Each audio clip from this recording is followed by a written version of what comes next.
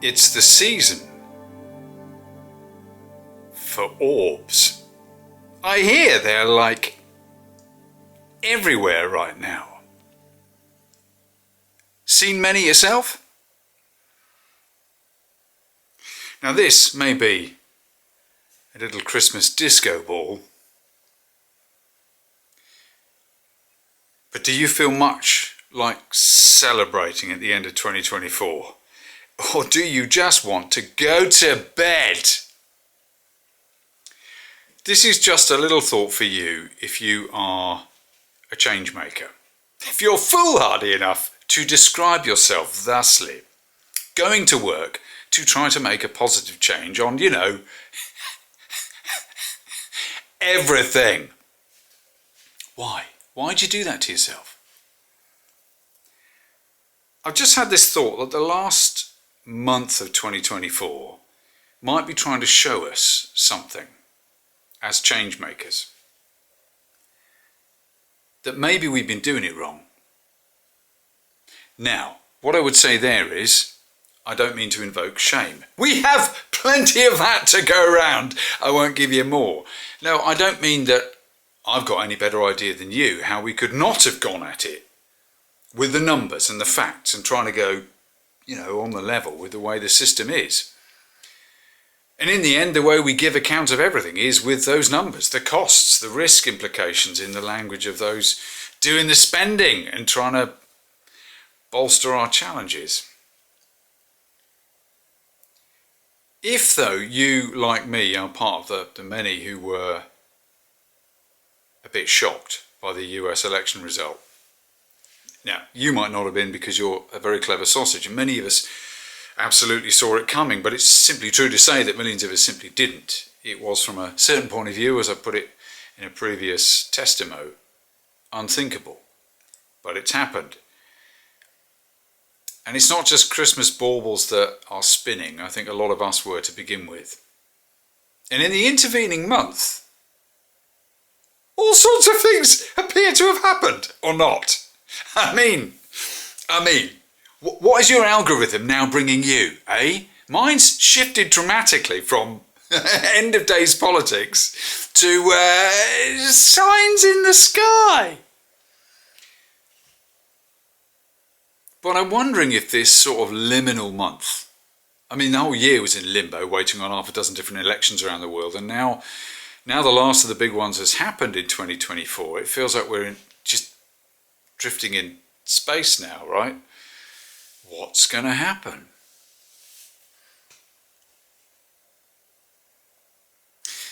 Those of us who have a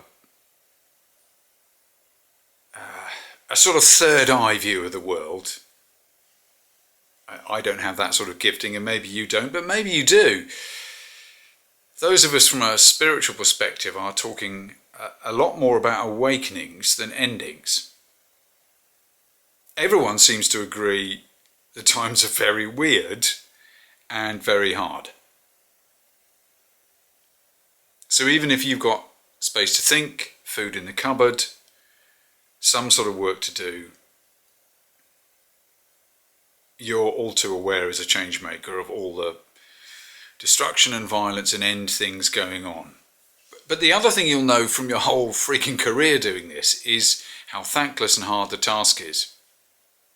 Now, I know from the Association of Sustainability Practitioners that more and more of us going to work as change makers, trying to make a conscious difference, working in sustainability or environmental social governments, those worthy sounding, impossible sounding things. More and more of us are out of work. Budgets getting paused, roles even being reduced. There's a weird theme of, hey, maybe we don't have to do this after all. Well, let me tell you, that's not going to last. But if you're a freelance change maker, then you'll know budgets are cut and you can often be on your own. Your only solace is often the diaspora of people you meet online. And guess what? Even that soul time involves staring down a ruddy camera. Who'd do that voluntarily? But if you are in a salaried position within a corporate, then there's a good chance you're on your own too. This is the story of most of us, perhaps. And that means we go to work not only trying not to be functionally traumatized by the data we have to stare at and uncover and then try and communicate to people who don't want to hear it, because who does? You don't. But actively working against structural challenges that you may be used to because of other social factors you grew up in, or you may not if you're a privileged white person like me. Either way, we're working against the status quo and it feels impossible. So I'm wondering whether this weird liminal time with signs in the sky and talk of awakenings, which changemakers can be sympathetic to, because A, we have to be storytellers, and B, we tend to be, the closer we get to sense of regeneration, a regenerative future, a healthy future, the closer we get to the soil and to the mythology of the soil and to a very basic awareness that everything's alive, it's not just us. So when we talk of awakenings, I know you could believe, but I also suspect you're knackered. And you were last year, but now? Man.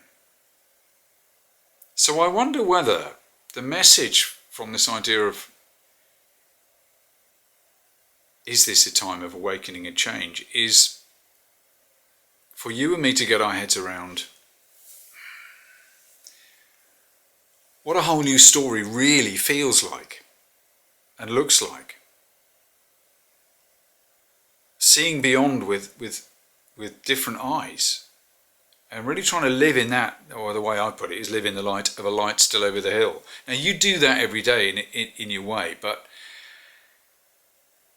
if people aren't listening to the numbers as compelling and evidenced as they are, we've got to stop speaking in numbers and speak in experiences.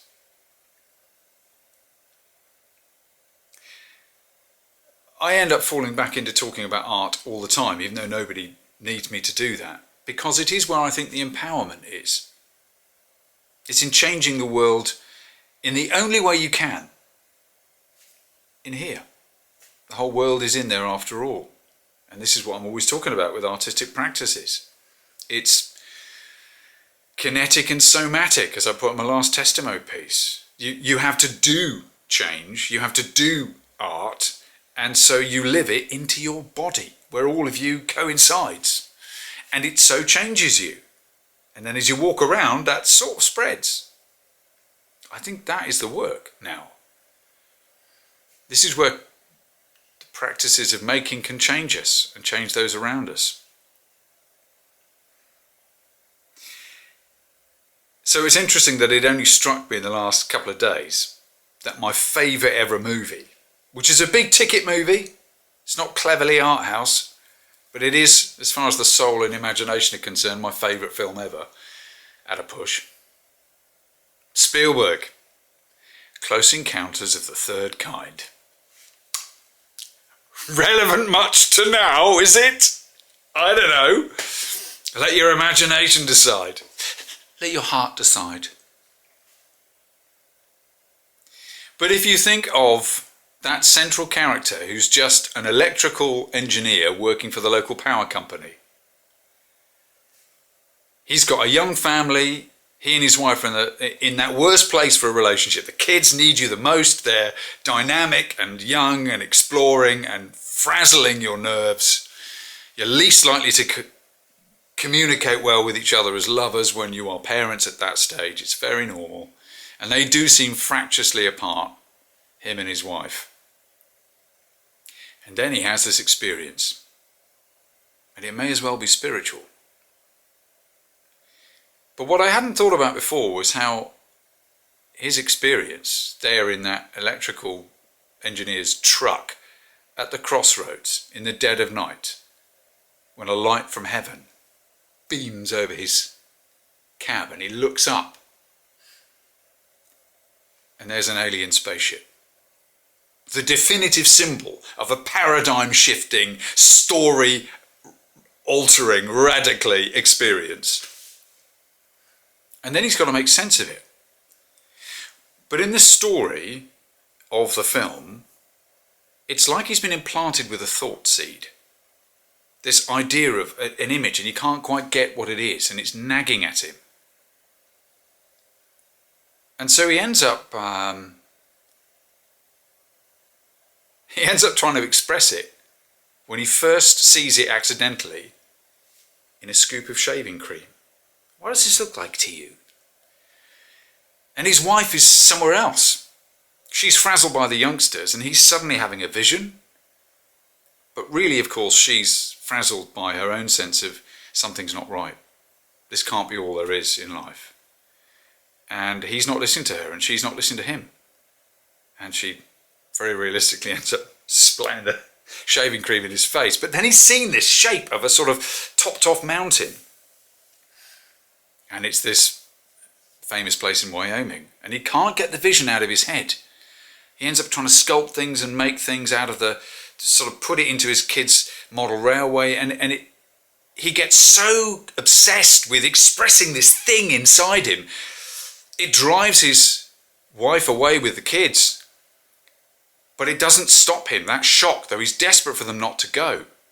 And he's unhinged sort of publicly shamed in front of the neighbours as they drive off very publicly, and he's there in a dressing gown, all bedraggled, and he's left still with this vision unanswered. What does he do? He goes full rogue in his house and turns the entire living room of his house into a mud sculpture of this thing in his head.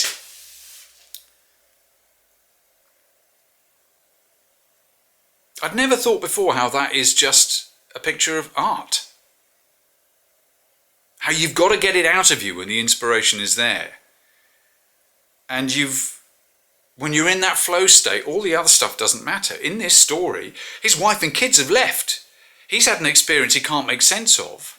But in the flow state of trying to get to this thing inside him and get it out of him and understand what it is, sort of nothing else matters.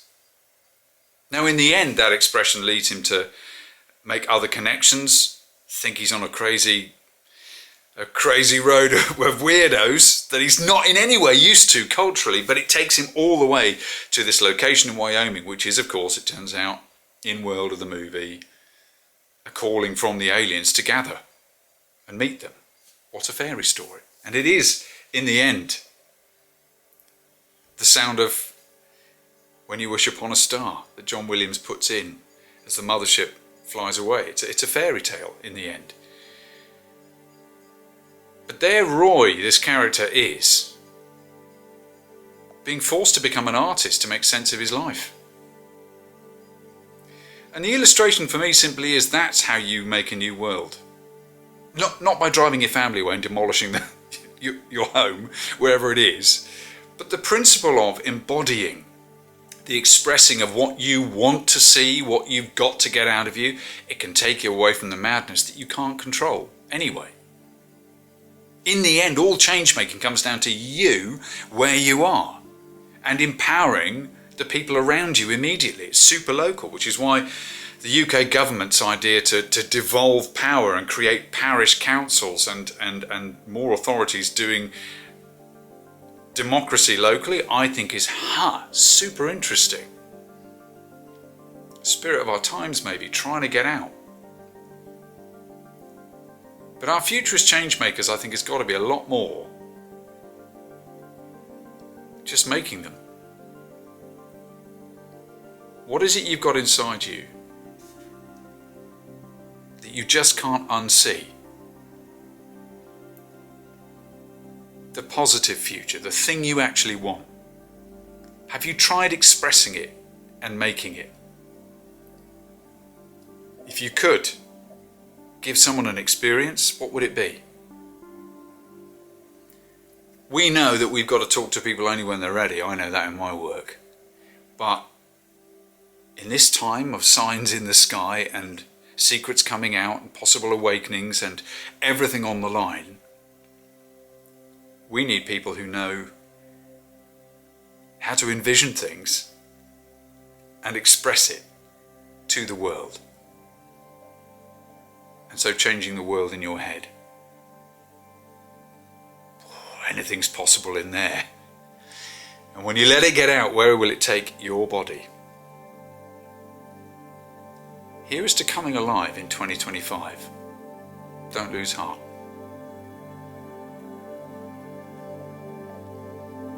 Happy Christmas.